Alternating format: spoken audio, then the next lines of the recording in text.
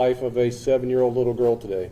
So I'm going to bring Captain Lovell up. He was the commander on the scene of the incident, and he can go over it briefly and then maybe take a few questions if we can't answer them. Also, I have Miss Lisa Brown, who is the township administrator here. If you have any follow-up questions for her, she'd be happy to answer those. So, Captain Lovell, if you'd come on up. Thank you, Colonel. Good afternoon. As Colonel Hotbauer mentioned, my name is Brent Lovell. I'm the Patrol Bureau Captain here at the Westchester Police Department. This morning at approximately 11:30 in the morning, we received a call for a missing 7-year-old child who had autism. It was called in by her mother. They are residents of the Lakota Lakes apartment complex. As officers arrived into the scene, we received another 911 call from the brother who had stated he located the missing 7-year-old in the retention pond at Lakota Lakes. Officers arrived at roughly the same time the missing child was found. Our officers went into the pond to pull the child out of the retention pond, performed life-saving measures at that time, and unfortunately the child was found deceased after that. It is further still an ongoing investigation with the police department. There are limited things I can explain to you, but if you have any questions, I'll be more than happy to answer those for you now. Thanks, Captain. I mean, this is obviously coming on the heels of what had happened last fall, and that ability for you all to mobilize so many volunteers and looking for Joshua and so forth. Very different set of circumstances today. It sounds like the speed with which these things can happen is really remarkable and unnerving to people. Just comment on that a little bit. I know families do their best to try to keep track of children that are on the spectrum and the like, and just the speed, it seems really head-spinning almost. Yeah, it's obviously we're early in the investigation stage on this. What we have learned a little bit so far was there are proper precautions that were taken on the behalf of the mother. We will get into more of that later, but you're right. The speed of how these happen is very quickly, as is with any child, not just a child with autism. Your children have a tendency to get away quickly, and unfortunately, this happened. You said they get away quickly. Do we know how far this child was able to travel from where they went missing to? They lived in the complex, so if you're familiar with the complex, you can tell it was within 100 yards. Captain, help the brother? May we ask his age or general age frame? Older, or is it child too? I don't have the exact age. He is an older brother, but I don't know the age difference between the two. But had the wherewithal to call 911. It sounds like, I mean, it was probably pretty frantic, I'm sure. Family was searching at the same time. The mother was calling 911. All that's just because it's, again, I think just speaking to the community, everybody is going to, this will hit a certain way, and I know I'm not to belabor it, but to you, Assistant Chief, you know, when you have something like what happened last fall, I interviewed a woman who is creating these bracelets to try to notification if a child goes missing for a second. Just talk a bit more about that, the message to the community tonight, because I'll hear this and many probably haven't heard it yet, but their mind will immediately go back to November. It's the sadness and the awfulness of that being where you had so many people trying to help to no avail, sadly, but we learned a lot of lessons, I think, and so forth. But your role as an officer, this community cares clearly, and they're going to care more. Hear about this child just like as was the case back then? Well, I think you just spoke to that. The community of Westchester is a caring community. We've always been a caring community, and we don't come together at times of tragedy, but during times of tragedy, you really see what the community is about. They're with us, all the time throughout the year. Unfortunately, during tragedy, you see the best of the community, and you saw that last year.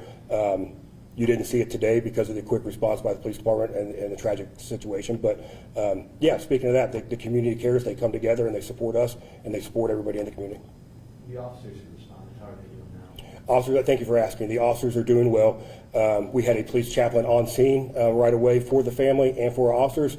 We notified our peer support team within the township, and that's available for the officers if needed. But they are doing great. I appreciate you asking. Maybe the last thing I could think to ask, because you'll talk to people, and even this afternoon, boy, this seems to be happening with more frequency. There's no way to know that, it's over anecdotally and so forth. But speaking of the woman that I chatted with about the bracelets, she was met her at the Butler County Sheriff's Office trying to spread the word about this thing, where she talked about wouldn't it be ideal if you could have fences around retention ponds and apartments. I mean, that's a lot. That's a whole other level of how that could unfold. But I guess the question would be, you know, what's your sense of that? I mean, parents, this is a lot to process, and are there things police agencies like you all are doing to be more mindful of it? I mean, not that you wouldn't be, but you can only deal with what's in front of you. Do you feel like this is happening with some degree of more frequency that we don't hear about, hopefully because they don't end badly, but what's your sense of that? Because a lot of people say this seems to be happening more often. I don't believe it's an issue happening more often. I think when it does happen, it's more publicized. But to speak on the broader spectrum of not just the police department, Township Administrator Brown is here. If you to speak on the broader Westchester on it. Please, if you don't mind. Yes, ma'am. Yeah, thank you.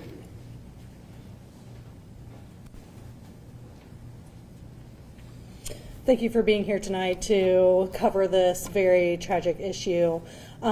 Here in Westchester, we do have many retention ponds, and I know that there is some concern from residents that's being raised about these open bodies of water. Currently, we do not have an ability here in the township to regulate those retention ponds, as they are on private property, and so we don't have legal authorization at this time to do much about that. However, we are looking at bodies of water that we can control here in the township. We have a few of these ponds located at Beckett Park. I know our residents have expressed some concern about our new splash pad being located near those retention ponds, and we are actively in the planning process to ensure that we have proper safety measures in place to control kind of access to those bodies of water near places where children are congregating. It is a very tragic situation, and I am a mother myself, so I do understand and empathize with the families in these situations. Unfortunately, the township is not in a legal position at this place where we could address these concerns completely. But clearly not sitting on your hands and not just saying there's nothing we can do. At least you're mindful of this, and I think that I'm sure people will appreciate that you're looking at things, right? Absolutely not, absolutely. We are very aware of this issue. It has been brought to our attention by our residents, and on our properties where we have control, we are actively planning to address those residents' concerns. Do you mind, Lisa, and I'll call you by your first name if you don't mind. That's fine, yes. Do you find that a lot of the outreach to you, is it coming from families that have children on the spectrum, or is it just, is there any way to quantify that, or just regular folks with kids that are, not to say whatever, but people who have this, dealing with this daily, or is it just everybody?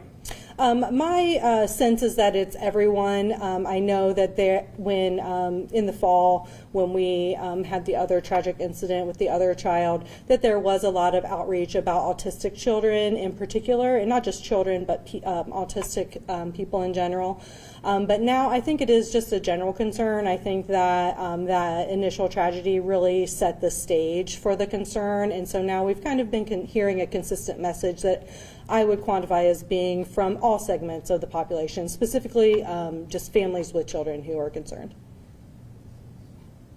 Anything else you want to say about it? Really, I just want to, reach out to the families and let them know that we really feel for them, and we hope that we are able to make positive change here in the future that can address some of these concerns.